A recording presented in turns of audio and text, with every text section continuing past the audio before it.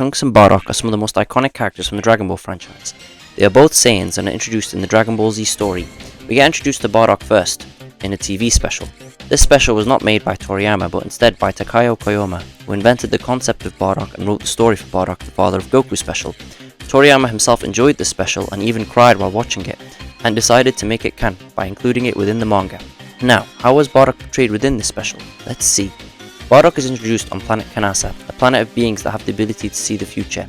He and his friends eliminate and destroy their entire race. While Bardock is resting, he gets attacked by one of the Kanasans, who grants him the ability to see the future. Now this is crucial to the story because it plays to the somber and tragic tone of the story of Bardock. He then gets healed and heads to another planet where he sees that his friends have cleared the planet for him. He then discovers that all his friends have been murdered, and his closest friend Tora informs him that it was Dodoria who did this. Enraged, Bardock is then ambushed by Dodoria, who attacks him and almost kills him. Bardock then heads to planet Vegeta to inform the Saiyans of what is going on, while getting flashbacks of Goku, his son, as an adult fighting Freeza. Bardock attempts to warn his race, but no one believes him. He heads directly to see if he can stop Freeza, in which Freeza eliminates planet Vegeta along with Bardock, while he sees visions of his son fighting Freeza, and the story ends. In this special, Bardock is presented as a ruthless Saiyan who kills for the pleasure of it, and conquers planets for Freeza, a true Saiyan warrior, and his end is tragic because we know despite Bardock being evil, we know how much worse Freeza is, and seeing him erase the Saiyan race is a tragic scene each time. And that is the Bardock we all know and love. Now, let's talk about Trunks. He was introduced at the start of the Android saga, appearing out of nowhere to stop the mighty resurrected Mecha Freeza, who was going to eliminate the Z fighters. He single-handedly takes out his men and then cleaves Freeza with a single sword slash, with the most badass theme in the series. He then quickly and swiftly dispatches of King Cold. He waits for Goku and informs him how he's attempted to fight the androids and lost his master in the process, in which we get a second special that explains the original timeline and what happened, and we see Trunks achieving Super Saiyan and then attempting to fight the androids alone, and almost dying. And in our current timeline, he trains with Vegeta and becomes the strongest Z fighter, and tries to prevent Cell from attaining perfection, which he was very close at, after which he attends the Cell games and fights the Cell Juniors, dying to Cell, and eventually getting revived and defeating both the androids that terrorized his future single-handedly, and then eliminating Cell and saving everyone in the process, becoming the hero he's always capable of. Now let's explore how these two characters changed for the worse. In Super, we'll begin with Bardock. Years after Z, when Toriyama decided to rewrite Super, he decided to change his mind about Bardock, the father of Goku, saying it was too serious and not my type of writing. So he rewrote the whole origin of Bardock in the manga, Dragon Ball Minus, which depicted Bardock as a caring and loving father who has a wife named Jine, and he senses that Freeza will destroy planet Vegeta out of nowhere. So Bardock then heads to stop him and dies in a similar way, albeit in a much less cooler way than he originally did. All this manga did was take away and ruin Bardock's story, not destroying Bardock entirely. Bardock was a ruthless evil Saiyan that raided and destroyed planets in Frieza's name, and didn't care about anyone, even his own son, except for his friends. The new Bardock Super made has an inferior design, is caring and loving, and instead of destroying and raiding planets, he protects them, which doesn't make any sense to the story whatsoever, and that is how Super completely ruined Bardock's character. Now we will talk about Trunks. Trunks in Super has two iterations, the DBS manga and the DBS anime, both being terrible.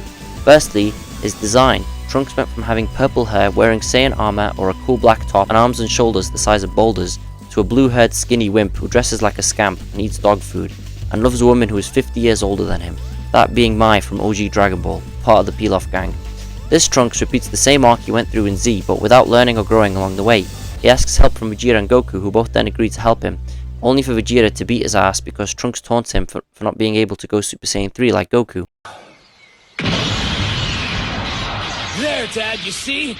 No need to hold back. You can spar with me at full strength. Use your Super Saiyan 3, like Goku. He's way too strong.